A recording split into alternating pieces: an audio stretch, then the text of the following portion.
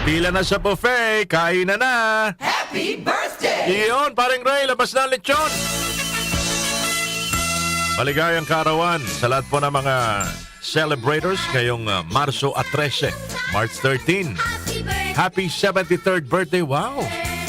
Antonia de Guzman, Nanay Antonia de Guzman ng Gumit na Paumbong, Bulacan, maligayang kaarawan po. Laban tayo dyan. Happy birthday! 73rd birthday.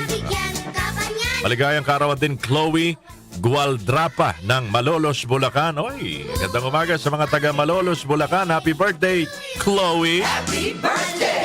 Sarap ng luto dyan sa probinsya ng Bulacan. Yung mga traditional na ulam. Speaking of Malolos, batiin ko nga pala si paring Ed Caluwag. Chat ko the other day. Imbitahan tayo sa lugar niya sa Malolos, Bulacan. Parang Ed Caluwag, mabuhay ka. Maligayang kaarawan din kay Marjorie Santiago. Happy birthday! Sa lahat ng mga birthday celebrators, happy birthday! Sino bang kasabay nyo nagdiriwang ng kaarawan today? Sa ating mga personalidad sa lipunan.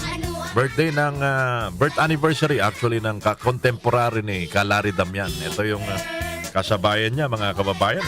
Panahon pa to ng mga pelikulang black and white. The one and only Cavite City pala pinanganak March 13, 1912, mga kababayan. Maligayang kaarawan, birth anniversary ng mahusay na